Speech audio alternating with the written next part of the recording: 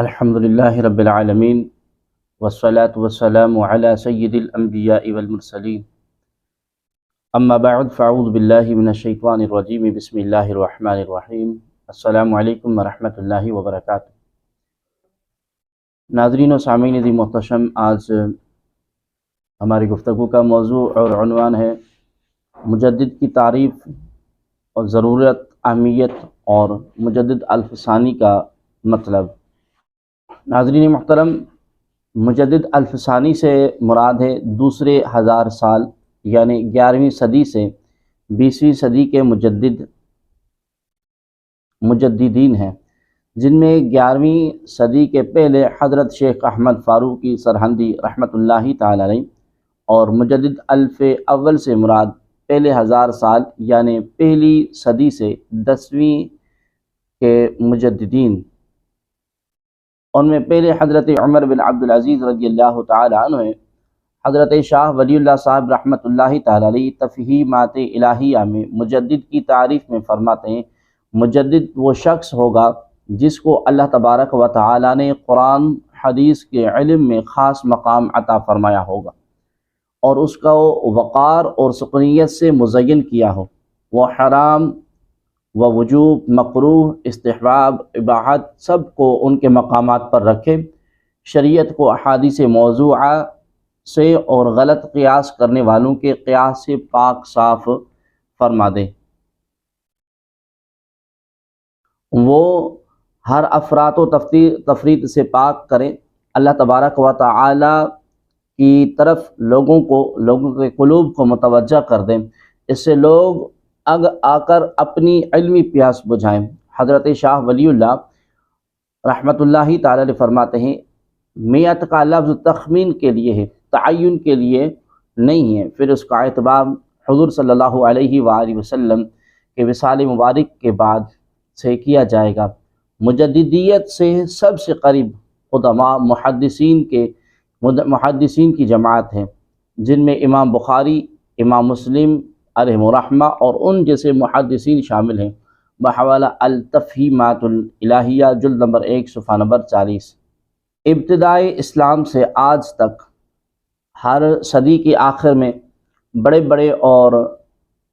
بڑے فتنے ظاہر ہوئے، جن پر قابو پانے کے لیے اللہ تبارک و تعالی نے غیر معمولی صلاحیتوں کے حامل اپنے مخصوص بندوں کو بھیجا، جنہوں نے دین اسلام کی تعلیمات کو نئے سرے سے تر و تازہ کر کے مسلمانوں تک پہنچایا۔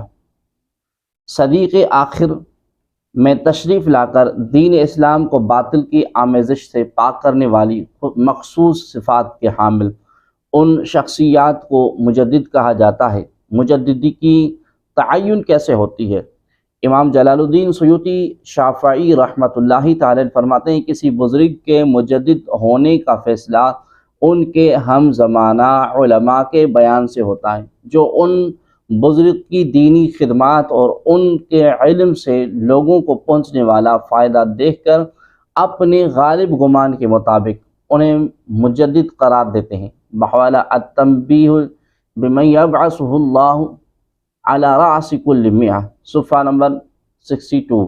مفتی شریف الحق امجدی رحمۃ اللہ تعالی لکھتے ہیں کہ مخصوص فرد کے مجدد ہونے پر اب کوئی دلیل منصوص یعنی قرآن حدیث کی دلیل نہیں ہو سکتی، وحی کا سلسلہ منقطع ہے۔ اب یہی دلیل ہے کہ اس عہد کے علماء عوام جسے مجدد کہیں وہ مجدد ہے۔ بحوالہ فتویٰ شارح بخاری جلد نمبر 3 صفحہ نمبر 350۔ نبی کریم صلی اللہ علیہ وآلہ وسلم نے خود زبان رسالت سے مجدد کی تعریف، اس زمانہ تجدید اور اس کے کام کے اثرات کو بیان فرمایا۔ عن ابی ہریرہ رضی اللہ تعالی عنہ قال فیما اعلم عن رسول اللہ صلی اللہ علیہ وسلم قال ان اللہ عز وجل یبعث لهذه الامة على رأس كل 100 سنة من يجدد لها دینها۔ بحوالہ سنن ابی داود کتاب الملاحم باب ما یذکر فی قرن المئہ جلد نمبر 4 صفحہ نمبر 190۔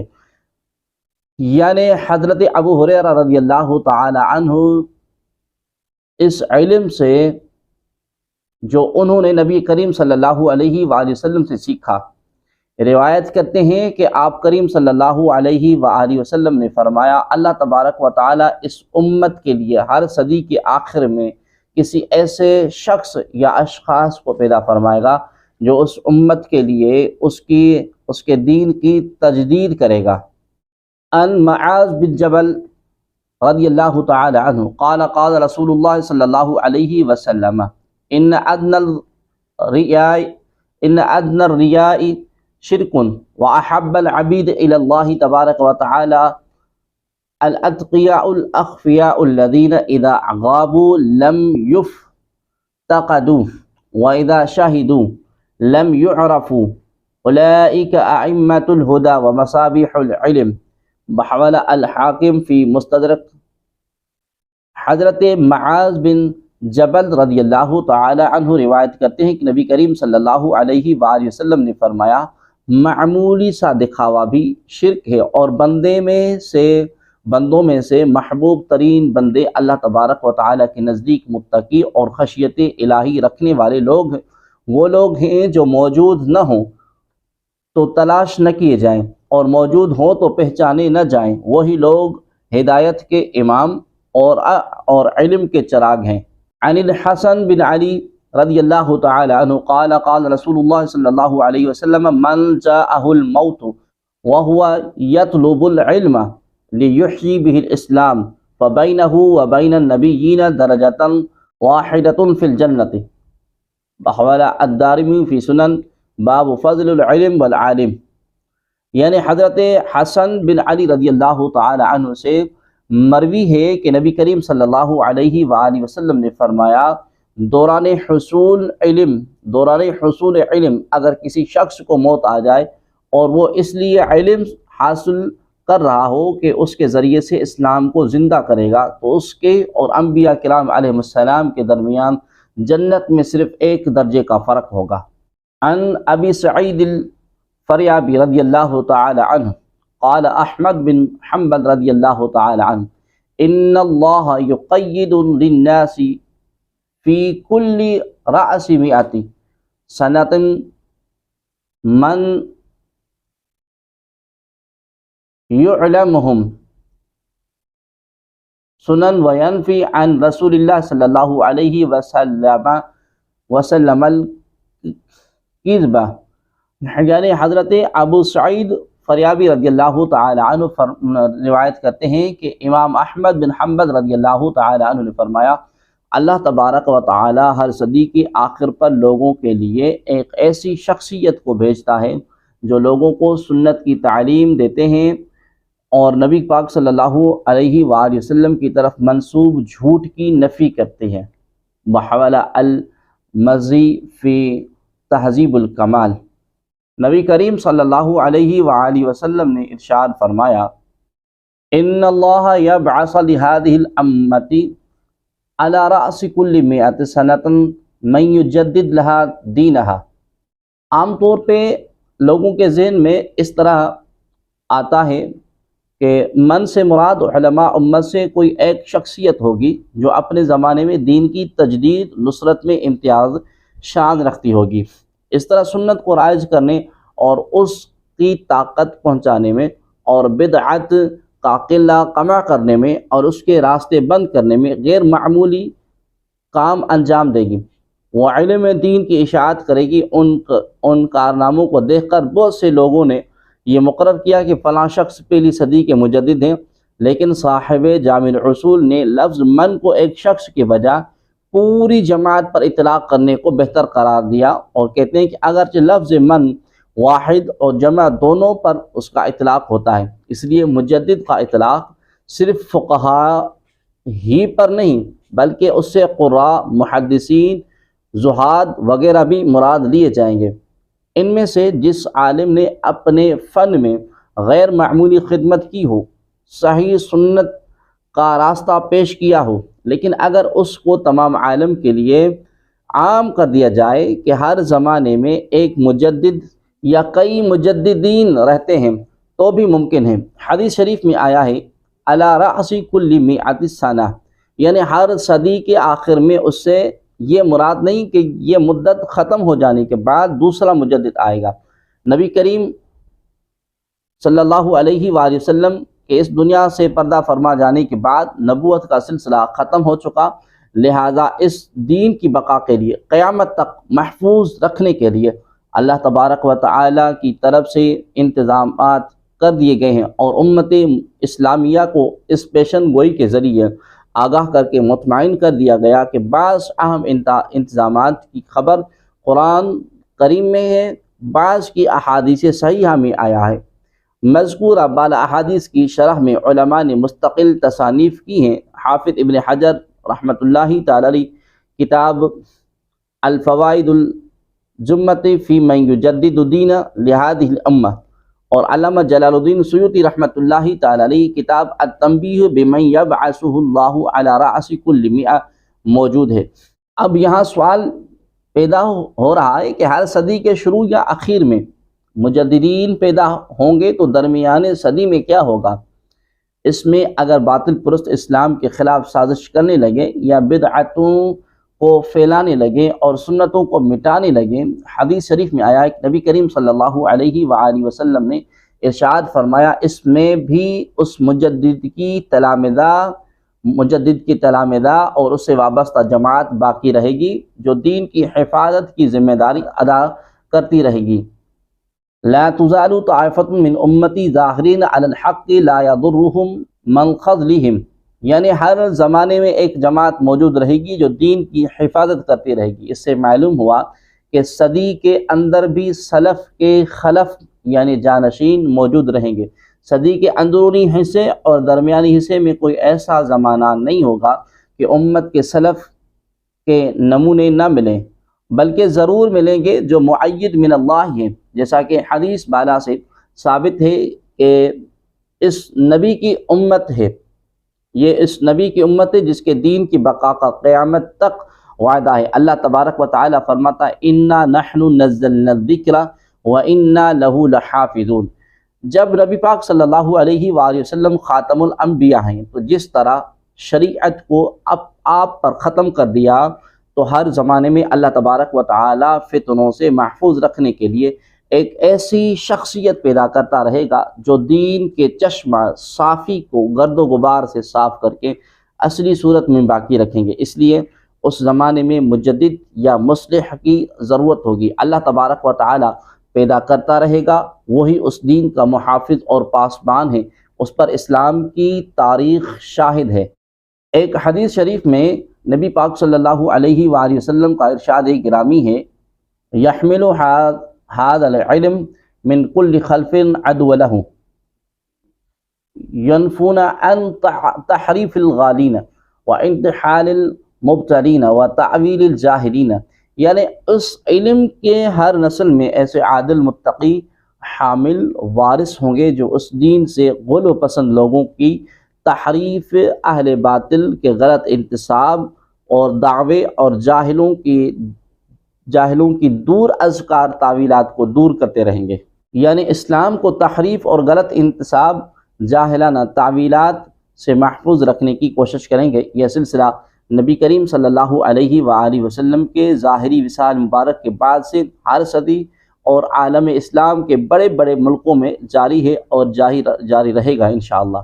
بے شک جتنا زمانہ نبی کریم صلی اللہ علیہ وآلہ وسلم کے ظاہری زمانے سے دور ہوتا جائے گا، وہ پہلے کے مقابلے میں بدتر زمانہ ہوگا، جیسا کہ حضرت انس رضی اللہ تعالی عنہ سے مرفوعاً روایت وارد ہے کہ لا یاتی علی امتی زمان الا الذی بعد شر منہ، بحوالہ صحیح بخاری 7068، یعنی میری امت پر جو زمانہ آئے گا اس سے گزرے ہوئے زمانے سے بدتر ہوگا۔ اسی طرح حضرت عبداللہ بن عباس رضی اللہ تعالی عنہما روایت کرتے ہیں کہ آنے والے مسلمانوں میں کوئی ایسا سال نہیں ہوگا جس میں لوگ بدعت جاری نہیں کریں گے، سنتیں مٹائیں گے اور بدعت کو زندہ کریں گے۔ اس لیے اللہ تبارک و تعالی ان بدعتوں کو مٹانے کے لیے اور اسلام پر جو گرد و غبار آ جائے گا اسے صاف کرنے کے لیے مجددین و مصلحین پیدا کرتا رہے گا۔ بحوالہ المعجم القبیر جلد نمبر 4 صفحہ نمبر 50۔ امام مولا علی قاری علیہ رحمہ مرقات میں یہ فرماتے ہیں کہ بمن یجدد سے مراد شخص واحد نہیں ہے بلکہ ان سب کی ایک جماعت مراد ہے، بلکہ یہ بھی ہو سکتا ہے کہ مجددین کی ایک جماعت ایک ہی زمانے میں موجود رہے، ان میں سے ہر شخص کسی شہر میں علوم شرعیہ میں سے کسی خاص فن کی تجدید کرتا ہو، اور علوم شرعیہ میں سے جس کی ضرورت تھی تحریراً تقریراً رواج دے رہا ہو، یہ شخص علوم شرعیہ کی بقا کا سبب بن جائے تاکہ دین کمزور نہ ہو سکے اور نہ اسے کوئی مٹا سکے، یہاں تک کہ اللہ تبارک و تعالیٰ کا فیصلہ آ جائے۔ بے شک دین کی تجدید اپنے اپنے زمانے کے لحاظ سے ہوتی رہی ہے، کیونکہ علم شرعی زوال پذیر ہے اور جہالت میں اضافہ ترقی ہے۔ زمانے میں علماء کی ترقی کا معیار زمانے میں علم کے زوال سے وابستہ رہے گا۔ بے شک متقدمین اور متاخرین کے علم و فضل اور تحقیق و تدقیق میں نبی پاک صلی اللہ علیہ وسلم سے بعد زمانے کی وجہ سے بہت دوری رہے گی۔ متقدمین کے فضل و مقام کا اعتراف کرنا اور ان کی برکات کو تسلیم کرنا ضروری ہے۔ انہوں نے ہمارے لیے علوم شرعیہ کو محفوظ کر دیا، اللہ تعالیٰ ان سے راضی ہو۔ بحوالہ مرقات المفاتیح جلد نمبر 1 صفحہ نمبر 507۔ لیکن اس زمانے کے لحاظ سے مجددین و مصلحین کا سلسلہ باقی رہے گا۔ دین کی تجدید یہ امر اضافی ہے، کیونکہ علم میں ہر ساعت تنزلی ہے اور جہل میں ہر ساعت ترقی ہے۔ موجودہ زمانے کے علماء کی ترقی کا اس اعتبار سے لحاظ کیا جائے گا جس طرح سے علم میں گراوٹ ہے، اس دور کے اعتبار سے ان کی تجدیدی کام کا اعتبار کیا جائے گا۔ جیسے روشنی کے مرکز سے جتنی دوری ہوگی اس لحاظ سے اندھیرا نظر آئے گا۔ جیسا کہ بخاری شریف میں روایت ہے کہ یہاں یہ شبہ پیدا ہوتا ہے کہ ہر صدی کے سرے پر ایک مجدد پیدا ہوتا ہے، لیکن جیسا کہ ہم نے بتایا کہ محققین کے یہاں لفظ من میں عموم ہے، اس سے ایک دو اور چند بھی سمجھے جا سکتے ہیں اور ایک ہی وقت میں کئی بزرگوں کو مجدد مانا جائے۔ اور حدیث علی کل رأس کل مئۃ سنہ، ہر صدی کے سرے پر ابتدا اور انتہا دونوں پر بولا جاتا ہے۔ صدی کے سرے پر مجدد کی پیدائش کا ہونا ضروری نہیں، بلکہ اس وقت اس کی تجدیدی مشن کا آغاز ہوتا ہے۔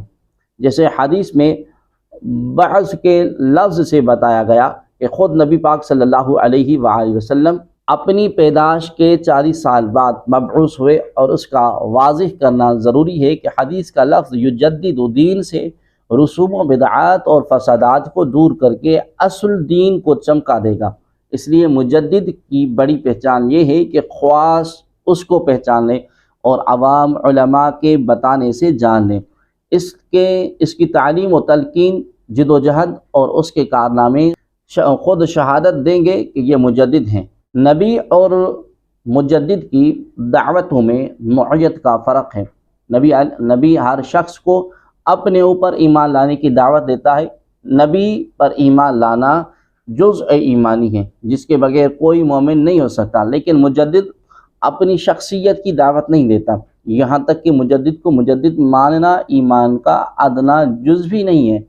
اس لیے نبی کو اپنا نبی ہونا یقینی اور قطعی طور پر معلوم ہوتا ہے۔ اس کو اللہ تبارک و تعالیٰ کی تعلیم وحی کے ذریعے دی جاتی ہے۔ مجدد کا اپنا مجدد ہونا ظن اور تخمین سے زیادہ معلوم نہیں ہوتا، بلکہ اگلے زمانے کے مجددین کا مجدد ہونا بالعموم ان کے وفات کے بعد ان کے کارناموں اور مساعی سے خواص امت پر ظاہر ہوا۔ اس کے بعد لوگوں نے مانا۔ البتہ انبیاء کرام علیہ السلام کو ان کا منصب نبوت اللہ تبارک و تعالیٰ کی طرف سے وہ بھی ہوتا ہے جس کے لیے غیبی انتخاب سے افراد چنے جاتے ہیں۔ یہی وجہ ہے کہ جس طرح قرآن کریم نے انبیاء علیہ السلام کے لیے بعث من اللہ کا لفظ استعمال کیا ہے، جیسے هو الذی بعث فی الامیین رسولا منہم یتلو علیہم آیاتی، اس طرح حدیث نبی صلی اللہ علیہ وسلم نے مجددین کے لیے بھی بعث من اللہ کا لفظ استعمال کیا۔ اس سے معلوم ہوا کہ نبوت اصل ہے اور تجدید اس کا ذل ہے، یا الہامی قطعی ہے کہ اس کو وحی کہتے ہیں، وہاں ظنی ہے۔ نبی علیہ السلام کا منکر خارج عن الاسلام مجدد کا منکر خارج عن الاصلاح و تقوی ہے۔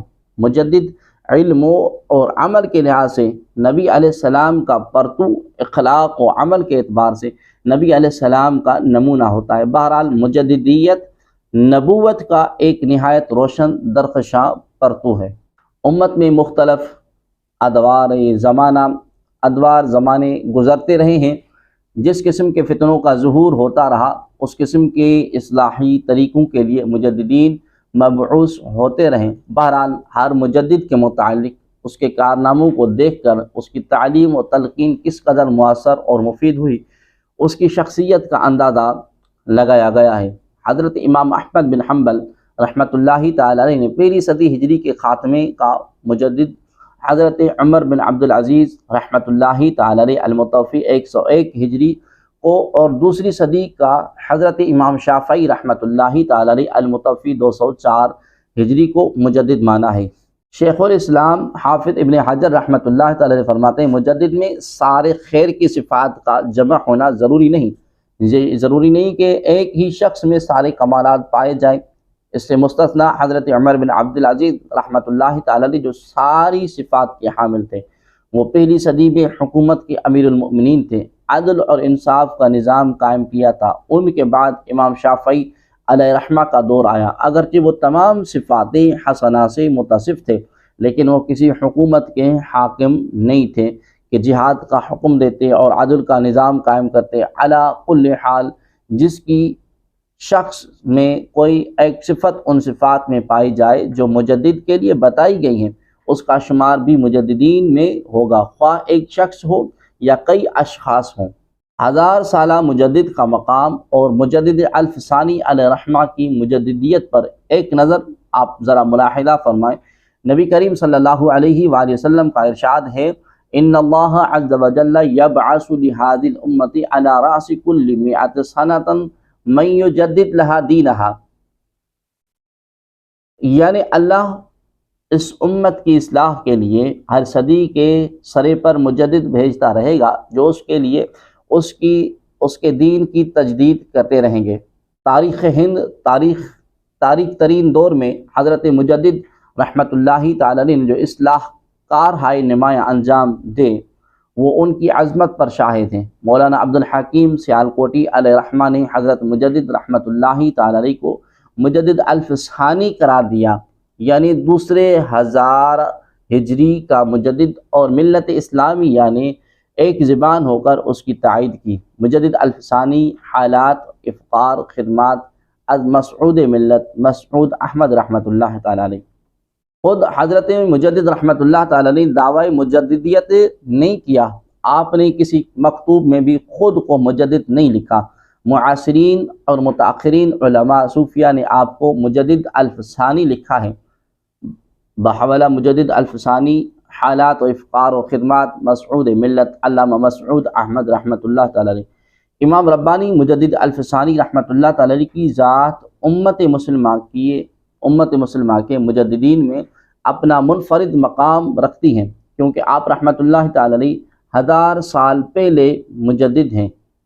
صدی کے مجدد کے علاوہ 1000 سال کے بعد اولو العزم پیغمبر صلی اللہ علیہ وآلہ وسلم کے قائم مقام اولو العزم مجدد کا ہونا بھی لازمی تھا کہ جس صدی کے مجددین کی خدمات کے اثرات ایک صدی تک کے لیے ہوتے ہیں، 1000 سال کے مجدد کے اثرات آئندہ 1000 سال تک باقی رہیں۔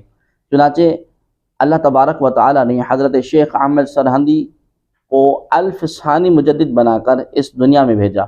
آپ سے پہلے مجدد ہوا کرتے تھے، 1000 کا مجدد کوئی نہیں ہوا تھا۔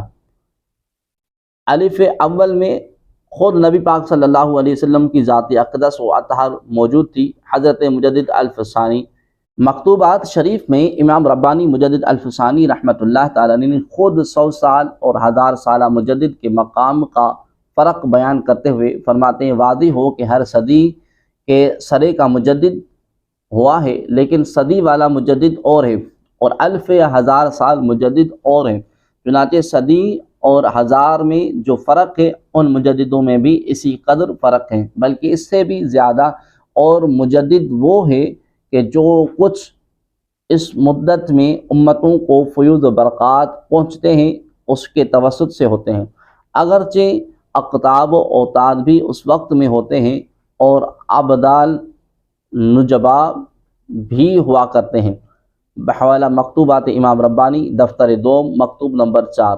اس ہی مکتوب میں مجدد صاحب رحمۃ اللہ تعالی مزید 1000 سالہ مجدد کا مقام بیان کرتے ہوئے فرماتے ہیں کہ یہ فقیر عین الیقین اور حق الیقین کی نسبت کیا بیان کریں، اور اگر بیان کرے تو کیا کوئی سمجھے گا اور کیا معلوم کرے گا؟ یہ معارف احاطہ ولایت سے خارج ہیں، ارباب ولایت علماء ظاہر کی طرح اور ان کے ادراک سے عاجز اور ان کے سمجھنے میں قاصر ہیں۔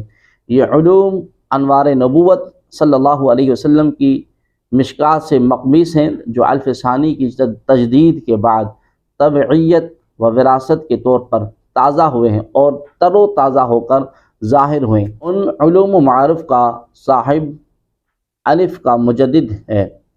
بحوالہ مکتوبات امام ربانی دفتر 2 مکتوب نمبر 4۔ ہمیں اس زمانے کے تمام حالات کا جائزہ لینا ہوگا کہ اس وقت کے بادشاہ کے عقائد و اعمال کیا تھے، اور اس وقت علماء کے حالات کیا تھے، صوفیہ کس رنگ میں رنگے ہوئے تھے اور بیچارے عوام کس پرسی میں مبتلا تھے۔ تب کہیں آپ کی دعوت اسلام اور تجدیدی کارناموں کا اندازہ ہی ہو سکتا ہے۔ حقیقت یہ ہے کہ آپ کی ان اصلاحی کوششوں اور کارناموں سے جن کا تعلق علم اور عمل اور اخلاص سے نہ صرف ہندوستان کے مسلمان بلکہ تمام اسلامی ممالک متاثر ہوئے بغیر نہ رہ سکیں، جس کا واضح ثبوت یہ ہے کہ سلسلہ مجددیہ کی ایک بڑی شاخ خالدیہ سلسلہ کے نام سے عراق، شام، عرب خصوصاً ترکی وغیرہ ممالک میں بہت زیادہ مقبول ہے۔ نیز آپ کے فارسی مکتوبات شریف کے تراجم اردو، عربی، ترکی، انگلش زبان میں ہو کر تمام ممالک میں شائع ہو چکے ہیں۔ بحوالہ حضرت مجدد الف ثانی۔